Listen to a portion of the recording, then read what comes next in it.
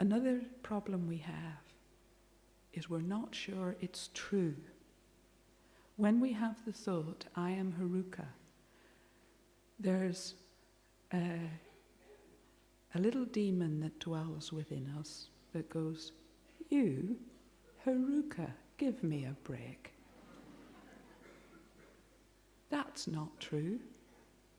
Anyway, you're just imagining it. It's not valid. You're not Haruka. You, that.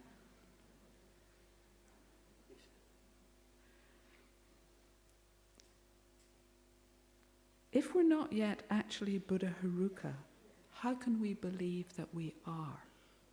So in the meditation, where we've done our very best through the power of our Guru dissolving into us, we have some experience of great bliss and emptiness appearing to our mind. We're perceiving only emptiness, the absence of all things that we normally see. We're meditating on the emptiness of all phenomena through our Guru's blessings and our own understanding and experience. And from that emptiness we arise as Haruka. If we're not actually Buddha Haruka, how can such a practitioner believe that they are? Is this not a mistaken view? So how kind of Geshe-la. He states our objections, our doubts, and then he gives us the wisdom to overcome them. Although these practitioners are not actually Buddha Haruka, nevertheless they can believe that they are, because they've changed their basis of imputation from their contaminated aggregates to the uncontaminated aggregates of Haruka. Their view that believes they are Buddha Haruka is not a mistaken view. Why? Because it is non-deceptive and arises from the wisdom realizing the inherently existent I and mine do not exist. We believe this more than self-generation as Buddha Haruka. This is not true. And in that meditation, what we're meditating on is true. So we have a lot of work to do in improving our understanding and our wisdom. The mind thinking, I am Buddha Haruka, this realization of divine pride, that mind is not mistaken. It's a valid mind, non-deceptive, because it's coming from the wisdom realizing the I that we normally see, the inherently existent I, does not exist.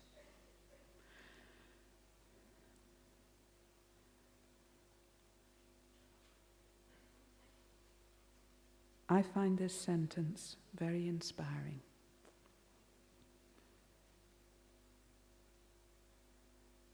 It's about changing our basis of imputation. We need to change our basis of imputation, because for as long as our basis of imputation is impure, we'll experience suffering. And Geshe-la explains that our basis of imputation is changing all the time. You know, it's quite funny what we do. Like, you can show somebody that you've just met and whose company you're enjoying, look, there's me as a baby. That's quite funny, don't you think? I mean, which bit of that's you? The me that was the baby is completely gone. There's me as a baby. So we've lots of funny expressions. So our basis of imputation has changed in every life, and it's changing in this life. You know, you look at the aggregates you're imputing yourself on now, and you think, where did my thin, firm, aggregates go.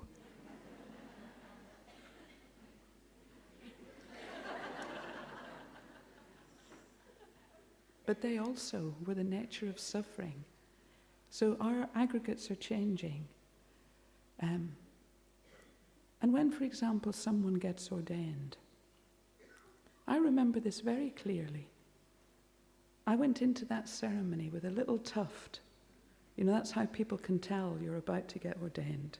You're dressed up as a monk or a nun. That's what it feels like. You're dressed up as a monk or a nun.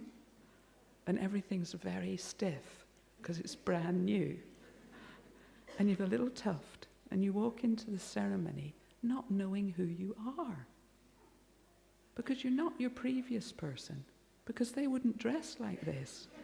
And they wouldn't have a tuft.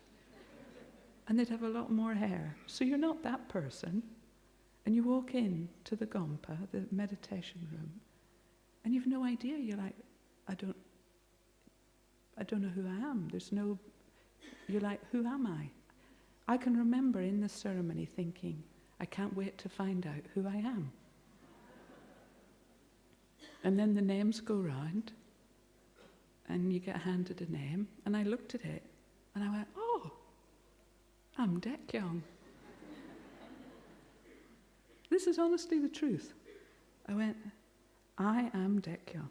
Now I know who I am. I'm Dekyong. And it took me a few weeks after that to make my previous person completely disappear. And just think, I am Dekyong, I am Dekyong, I am Dekyong, I am Dekyong, like that. With Dekyong's aggregates, the aggregates of a monk, of a nun.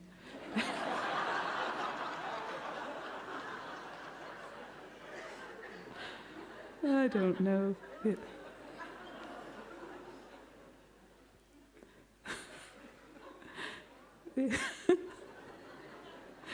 aggregates of a nun.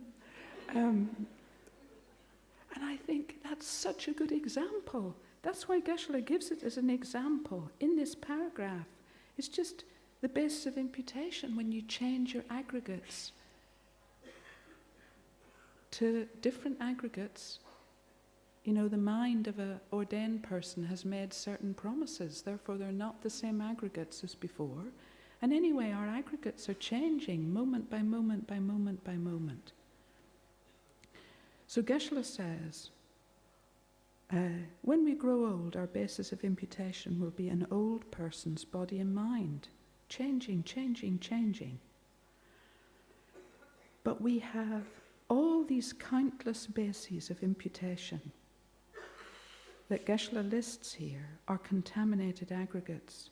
We have never changed our basis of imputation from contaminated to uncontaminated aggregates, the nature of wisdom. Contaminated aggregates are the nature of, they're coming from ignorance and they are the nature of suffering. Uncontaminated aggregates come from wisdom. Therefore, they give rise to great bliss. So the sentence, we have never changed our basis of imputation from contaminated to uncontaminated aggregates. Only through relying upon Buddha's tantric teachings can we accomplish this. We've never known how to do it before. We're going to lift our I, because I is just a name. Like my example in the ordination ceremony, who am I? Then a name comes, and you're like, I am Dekyong. So in the same way, we just have an I. The name I. What we label I determines who we are. A tantric deity or a deluded ordinary being who continuously experiences suffering. So in this practice, our label I is imputed. I is imputed on the pure aggregates coming from correct imagination of wisdom, the wisdom of believing. And we think I am Haruka, independence upon a pure body and mind. Geshe-la says, we continually familiarize ourselves on the meditation on divine pride and clear appearance. What was simply imagination becomes actuality. We don't understand how imagined things, through the power of familiarity, become reality, but they do. Through the power of meditating on clear appearance and divine pride, we will become Haruka in reality, in actuality, appearing first to our mental awareness and then our sense awarenesses in reality. We experience the pure mind and body of the deity. We actually experience them, as opposed to imagine we're experiencing them. This is the special way of changing our basis of imputation through the practice of the spiritual path. So that line is from Heart Jewel book. This is the special way of changing our basis of imputation, which is changing anyway through karma and conditions along the painful paths of samsara. Understanding how things exist, we now have a choice. We choose to impute our I upon a pure basis of imputation through the kindness of highest Yoga Tantra and the holy object, emptiness. This is the special way of changing our basis of imputation of our I through practicing the spiritual path. Isn't that amazing? I would say, following Geshe-la's view in this book, everybody everywhere needs to know how to change the basis of imputation for their I through changing it according to the spiritual path, wisdom, instead of that basis just appearing through karmic causes and conditions, the very mechanism of samsara by which our suffering can never cease.